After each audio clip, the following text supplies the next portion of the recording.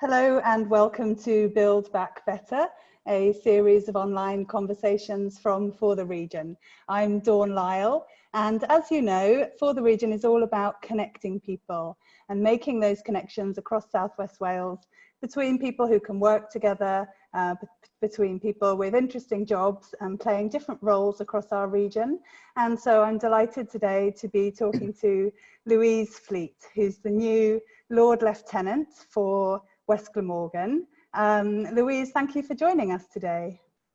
Well, hello, Dawn, and thank you very much for inviting me to take part in your series of online conversations. Absolutely delighted to join you in the For the Region, so it's good to be here. Thank you. Thank you. Yeah, so you're the new Lord Lieutenant for Swansea and Neath Talbot, or West Glamorgan, I think you said was the name of the county. That's right. From your perspective. So can you tell us what that means? What is a Lord Lieutenant and what your role is? Certainly. Yes, the Lord Lieutenant of a county, in fact, it's a very ancient office. Henry VIII introduced it in the 1540s to be his personal representative in the county. And in those days, the Lord Lieutenants had specific military responsibilities. They had to set up a militia and to prepare for any invasion and maintain it and train it. So over the years, obviously, the role has changed. But essentially, it is the Queen's and the Monarch's representative in the county. Lord Lieutenant is the Queen's personal representative, and you attend events and functions on her behalf.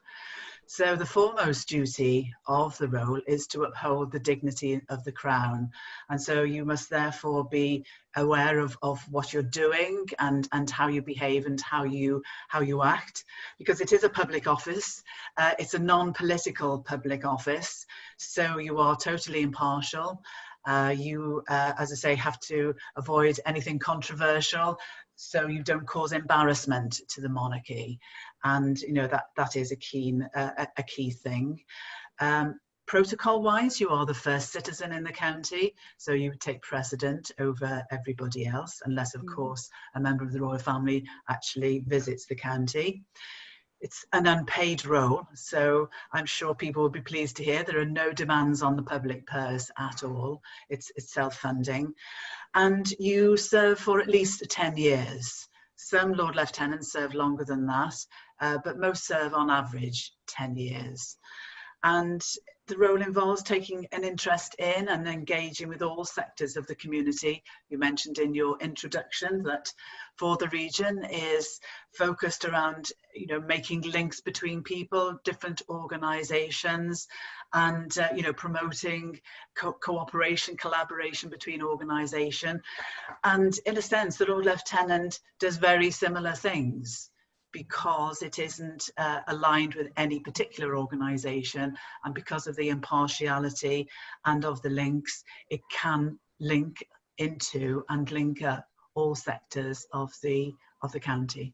I think that's what's so interesting about the role. But so you're not starting a militia, so No. we can, no worries there. And I won't ask you to comment on anything controversial. As you say, it's quite a sort of dignified position. A great honour, I expect, to be, is it an election? How does your appointment happen? No, but you're absolutely right. It is a huge honour, and it is a great privilege, because a Lord Lieutenant represents Her Majesty, and you know, she is an outstanding and remarkable lady. The selection, you are selected. It is a confidential process. It's not something that you apply for, and it's there is a selection panel, and in Wales it is chaired by Welsh Government, and there's a consultation process, and a great many people across the county, across all sectors, are consulted and asked to put forward names of people who they think would be suitable for the role. So you have to have had some kind of well-recognised engagement within a particular sector of the county. So the Lord Lieutenants are drawn from all kinds: business, the voluntary sector, public service, vast range of backgrounds. But when names are gathered, the panel looks at it and comes down to a short list. And I guess, because I don't know, but the committee looks at the merits of the nominations and then comes to their decision. And you are approached by the current Lord Lieutenant and my predecessor, Byron Lewis, who many will know, I'm sure, phoned me up and said, would like to have a conversation, and, visited him and said, well, gave me the good news, really. So, it all comes out of the blue, I have to say. You're not aware of it, and you can understand the confidentiality around the process, because it wouldn't do if names got out. Expectations might be raised, and whatever, and people might be disappointed. So, as I say, the phone call comes out of the blue, and lo and behold, you're asked to take on the role. So, yes. Well, yeah, amazing. Congratulations. Thank you. And so I think you started your role almost to the day that lockdown started. Is that right? Yeah, that's right. Yes. So quite a strange time to be starting a new role. Yes. Yeah. Well, one which I never envisaged. I was first asked if I would like to take on the role towards the end of January, beginning of February, and couldn't take up post straight away, and came into post on the 16th. So I envisaged that I would be, come the 16th of March, I would be out and visiting people and taking up where Byron left off. Well, of course, lo and behold, at the end of that week, we went into lockdown and the world changed. Yes, in many, many different ways for all of us. So yes, a most unusual start to a lieutenancy. But I've been able to use that time that I've had, over the last 12 weeks, because of course the restrictions haven't really eased sufficiently to undertake the more public facing part of the role. But I've been doing a lot of work at home, doing a lot of preparation, having Zoom meetings, as many people have, and Zoom is now the buzzword, isn't it? It's come into our vocabulary as a verb, as a noun, as an adjective. Everybody's doing it. Everybody's Zooming. and so I've been doing that, and I knew various sort of community leaders or people in key organisations. So I've been able to have conversations with those, and in readiness for when we leap out of lockdown and get back to some degree of normality, and hopefully that won't be too long. But yes, it's been a most unusual start. Yes, and a really strange time for everybody. But I suppose you've got 10 years ahead of you to make the role your own. I mean, what are you excited about? What gives you a sense of purpose about this role, and what you're going to be able to do over the next few years, over the next decade? Yes. Well, I did say it is a great honour and a privilege, and it is an exciting role to do, because the opportunities that presented to you, and representing Her Majesty with her outstanding example of public service really is an inspiration, I think, to anybody. But I have always been motivated by public service. I'm on the board of quite a few charities. I've been a magistrate for 27 years, in fact, longer than I realised there. And I was High Sheriff 2 years ago. So I think it is, a very great honour to be able to serve the community, and I do get a great deal of satisfaction from that. So I'm really interested and really looking forward to learning more about everything that goes on across the county. Now that sounds very ambitious, because obviously as a county it is quite a large county, not as large as others, but there's a great deal going on. And I think that opportunity to learn about what is going on across all of the sectors is hugely, it will be a challenge, but it is a very it's one I do look forward to. And it is an opportunity to raise awareness of the lieutenancy, not just of the Lord Lieutenant's role, but what the lieutenancy can offer the communities and the different sectors across the county. And in that, I've got a team of deputy lieutenants to help me. Currently, I've got 22.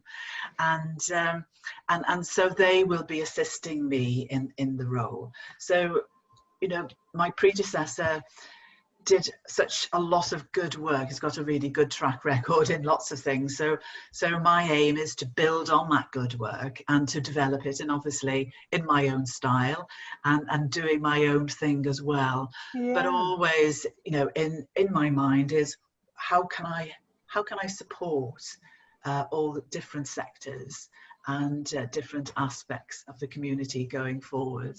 And one of the key aspects of your work is involvement in the honours lists and Queen's Awards, you mentioned. Yes. As well. Yes.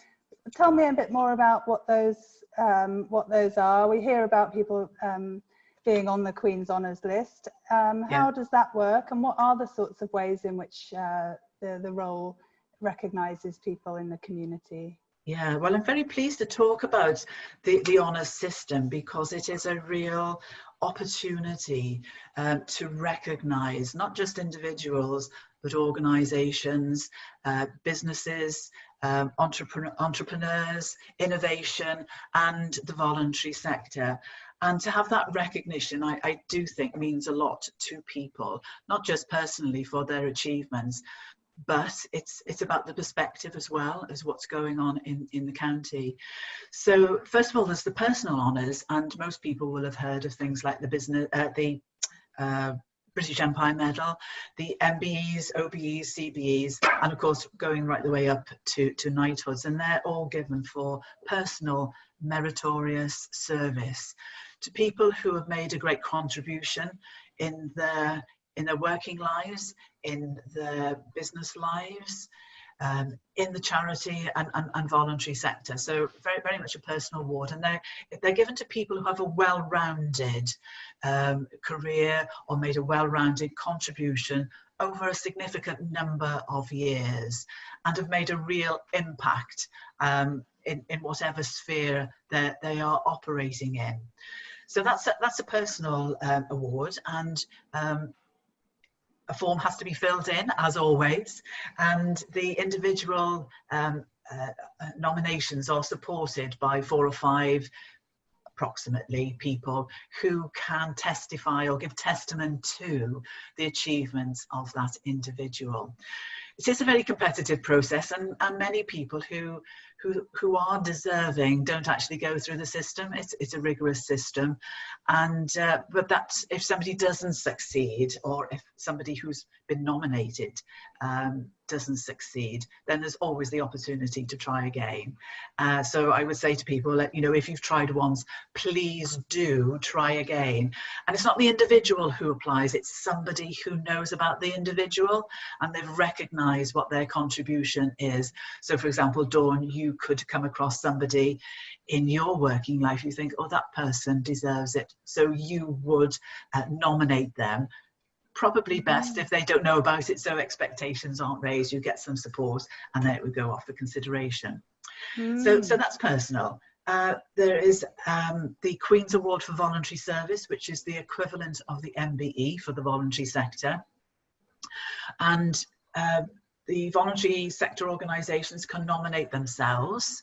Again, it should be an organisation who has been in existence for a little while. So for example, if an organisation perhaps had only been in existence for 2 or 3 years, they really wouldn't have much to draw upon. So it is an organisation which again has made impact and who's worked really hard on behalf of a particular aspect of the voluntary sector. It has to be volunteer led. And the organisations nominate themselves, so the nomination goes in, and those who have nominated come back to the lieutenants of the respective counties. Here in West Glamorgan we have a committee, who assess the nominations. They go and visit the organisations and do an independent report which supports the nomination the organisation has put in, and then that goes off to London, where there is another committee who looks at it in the context of the entire country, and that is the UK, not just Wales. And they, they look for a range of things in that nomination, and it is very competitive. But those who get it can really be assured that actually, they are the creme de la creme of the organisations who have been put forward in that year. And for them, the benefits are huge, I think. It's not just recognition of what they do and what they've achieved, but they can use the logo, which again conveys excellence in the voluntary and third sector. They receive a very nice crystal trophy, which I get to present to them. So that will be a very nice occasion for me. Yeah. And they also get invited to a garden party next year. So 2 people from the organisation can go to the garden party next year. I have to say we had 3 winners in West Glamorgan this year, which I think is a fantastic achievement. We have actually got a good track record in West Glamorgan of winners. We've had singleton winners, so just 1. We've had years where we've had 2 winners, the occasional year where we haven't had any, and then this year we had 3, and so this is the first year that we've had 3, and I think that's a fantastic achievement. Yeah. So we had 2 in Swansea. One was the Swansea Canal Society, which actually is more than just in Swansea because the canal goes across different areas. We had the Roots Foundation, which is an organisation that caters for or looks after and gives support to young people leaving care. And we have the Avancomma Library in Neath, which is a remarkable organisation, took over a local library when it was closing, and they do tremendous work in the community. So all of them really strong examples of the excellence that we have in the voluntary sector in West Glamorgan. Organisations we can be really proud of, but it's not just the voluntary sector that gets recognition. No. What about businesses and the private sector? No, we have the Queen's Award for Enterprise, and that is for businesses, for enterprise, and there's 4 categories in that. So it does cover a broad range of activities that we see in the business sector, and individual organisations apply for them. It's actually assessed by a panel in London, so we don't have any local input into that. But there's 4 categories. So there's a category for innovation, for international trade, for promoting opportunity through social mobility, and for sustainable development. So as I say, there's a very broad scope within those for a lot of companies to really think, could I apply for this award? Don't have to be a large business, you can be a small business, but the importance is how you meet the criteria in each category. And in this year, 2020, actually 90% of the recipients of the award were small to medium-sized enterprises. So as I say, you don't have to be a large enterprise. It is open not just for businesses, but for charities as well. So you could be a charity which is a not-for-profit organisation, but you could still qualify, and public authority units can apply as well. So there is a lot there to consider, for people who want to apply for the award.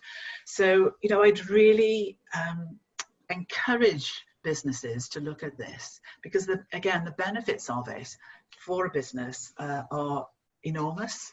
You can use the QAE flag, you can fly it outside your premises, you can use it on your note paper, you can put it on your website, and again, it conveys that organisation has reached a very, very high standard of excellence. And it is highly regarded, of course, and I think it's probably extremely well known, not just in this country, but of course abroad.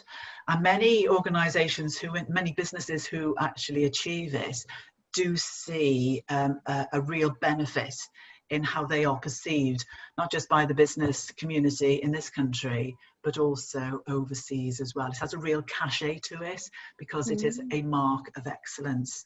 So, I say, please go onto the QAE website, do have a look at it and do apply. It's quite a lengthy process, or rather, it's not a lengthy process. Perhaps I'll rephrase that. If you are putting in a nomination for yourselves, it takes a bit of time to think about and to work through. The window is currently open, and it's open until the 9th of September. So please look on the website, download all the literature, think about it.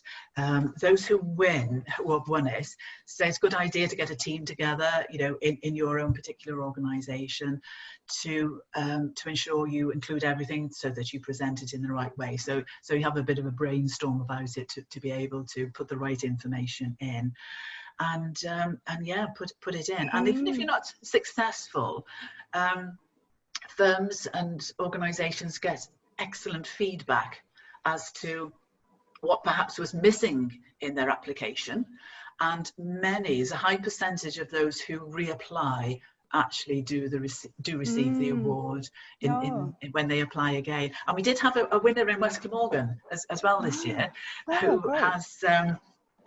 has won the award for the second time. They won one in 2016, I think it is. And this award, again, a small company working on the enterprise zone in Swansea, CPR Global Tech. I'm going to give them a little plug because I do think it is a great achievement. And they won the award for international trade for outstanding short-term growth. And they make security telecare and telehealth products for special needs, for people, for example, who have medical needs, dementia, perhaps victims of domestic abuse. And they also make core blocking products. Very big in America. About 90% of their trade actually is overseas. So we have this fantastic company who's won it twice. There's other companies who've won it twice as well. But right on our doorstep, there's somebody who has this remarkable achievement. So so I'm telling the business community, please do research it and put yourself forward. Yes. Yeah, well, that's an example of one of many brilliant companies that we've got across our region, and everything that we can do to champion those who are successful in growing businesses in Southwest Wales. We would certainly echo what you've said about the importance of businesses recognising for themselves what they've done, and organisations, certainly third sector organisations, the amazing contribution that people, businesses and organisations make. Sometimes we have to recognise ourselves, and taking that step to apply for something like an honours, an award is a good step. And I think it's been amazing, hasn't it, over the last few months alone, of how people, organisations and companies have responded to the current crisis, and loads of examples of great work being done and businesses stepping up. And again, For the Region, we're really passionate about championing those good news stories and making sure everyone is aware really of how proud we can be of people making amazing contributions in all sectors of life. So I mean, what do you think the impact of the COVID pandemic has been on things like community organisations in our region, and what's important now going forward? What do you think of the impact of this whole experience? Yeah, well, I think there's no doubt the impact has been immense. And really, if you had sat down and tried to imagine something like this, I don't think anybody would have been able to really estimate accurately what the impact would have been. And I think it's, obviously in terms of economy, that's going to be significant.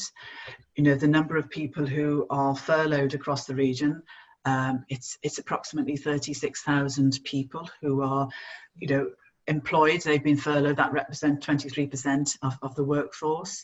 over 9,000 people who are self-employed have accessed the self-employed income support scheme. That's a heck of a lot of people. So, it's bound to have an impact, isn't it? For businesses, I'm sure it's not just the fact they've had to furlough people, but the impact on their productions and their sales and everything. On the third sector, charities, their income has been decimated really because they haven't been able to hold their fundraising activities. And of course, they got other issues as well. So huge. And councils, councils have had to respond, the health sector, everybody. I don't think there's anybody who's been unaffected from what I've heard. But some people have been able to, and some individual organisations, but bigger organisations, well, haven't they responded magnificently to the challenge?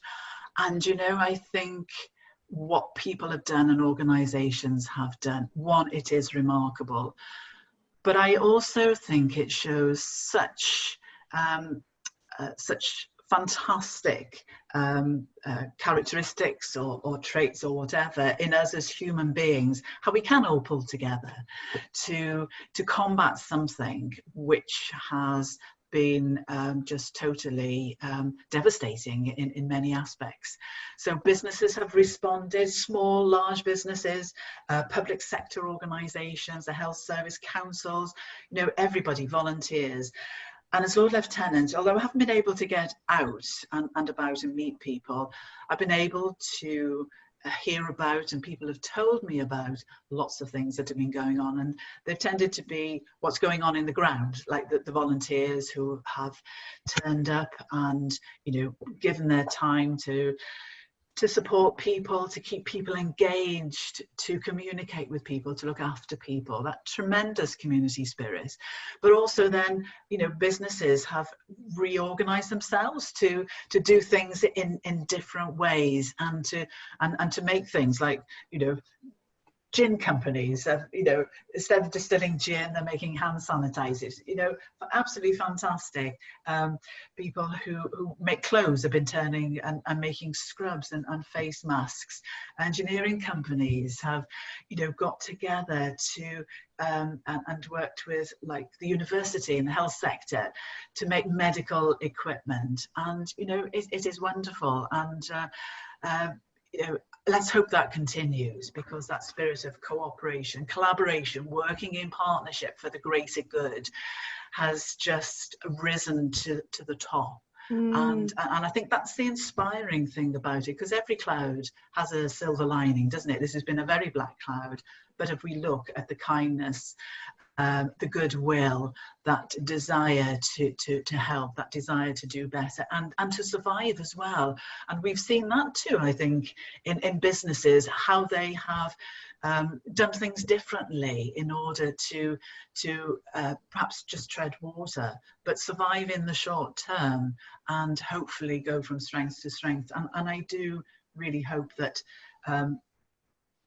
others do, people and businesses do survive, because people have invested such a lot in their businesses, put their heart and their soul into it, especially if it's a small business.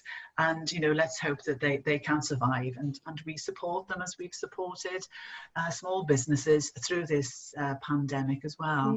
I couldn't agree more, really, with what you've said. It's brought out the best, I think, in all of us. If you talk about a silver lining, yes. That resurgence of the fabric of our communities has been so strong, and long may it continue, because it's not just in a period of extreme crisis that we need each other, and perhaps this experience shows us just how much we do need each other. And the inspiring examples of businesses and organisations adapting to what they're calling, the new normal.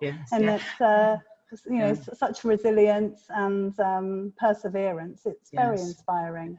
I think we must also remember that there are businesses who've been able still to function as they would normally do, and even for them, they must have faced challenges, whether it's their workforce facing their own personal challenges in terms of their home situation and what their personal circumstances, but lots of businesses there, that they've been carrying on and carrying the flag, and just trying to carry on as normal, and still doing what they do best. So I think there's such we need to recognize everybody's contribution. Yeah, I agree. I think those businesses who are trying to keep the wheels turning whilst everyone's working from home, I heard someone say, it's not normal working from home. This is not working from home. This is dealing with a global crisis whilst trying to get some work done and juggle the childcare and everything else. So it's not easy, even business as normal. But hopefully it makes us all stronger, and we'll just have to be there for each other as the region recovers. And you made the point about the vital importance of supporting our local and regional businesses as we come out of that. That's a core theme of our work for the region, encouraging people to spend their money with those local businesses. And that's just going to be more important than ever as we come through this, I think. It will indeed, yes. So tell me then, Louise, where do you live and how long have you lived in South West Wales? Well, I live in Sketty, and I've lived here for 40 years, over 40 years now, 41. And I've always lived here. It's a lovely area to live in. It's so convenient for the travel shops and whatever, and just walk down the road and there I am on the beautiful seafront of Swansea Bay. And so I moved here 40 years ago. I moved from a place called the Wirral, a very small place, Hoylake on the Wirral. I can hear it in your, I can still hear it after 40 years in your accent, yes. But I think this area is a wonderful place to live in. It has so much to offer. And, right across the county, we are blessed with so many positive things, not just the scenery. We're on the coast, the coastal scenery is just fantastic. I play golf at Pennard Golf Club, and, when the golf isn't going terribly well, I can look out and see the beautiful views and be compensated by that. But it's magnificent. But right the way across the county, whether it's the coast, whether it's the mountains, the countryside, we've got it all, really. We've got very successful universities. Swansea University celebrating its 100th anniversary this year. In fact, it's its birthday on the 19th of July, so not far off. University of Wales Trinity St David's, now that will be 200 years old in a couple of years' time. So two thriving and vibrant universities. We've got, we've talked about the many, businesses that we have in the area, of all sizes, but we've got a great entrepreneurial sector as well. We've got innovation, there's lots of small companies there which are very looking at things in totally different ways. We've got so many things. We've got sport is here. We've got two councils who've got great vision for their areas. We've got a tremendous third sector and voluntary sector. Half the people in Swansea and 2/3 of the people in Neath Talbot volunteer in some way. That's amazing. It is. We've got 4,500 voluntary organisations. That is just incredible. I mean, I don't know how it compares to other areas, but that just sounds to me a phenomenal number. Massive so I think contribution that people are making.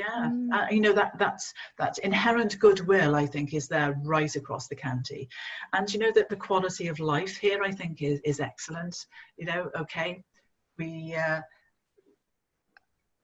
can go down to West Wales if we want to, go out of the area, we can go to Cardiff, all are within easy reach. It's just a lovely, lovely area to live in. And I mean, like me, you're you've adopted this area, I suppose, as your Yes, own over the last years, and yes. and I think so many people move to this part of the country and never want to leave, and it is that quality of life aspect that you're talking Yes. about there. We're so lucky to have that. Yes, we are. And so, you know, you're working specifically across Swansea and Neath Talbot. And who's your opposite number for West Wales, the rest of our region, incorporating Carmarthenshire and Pembrokeshire?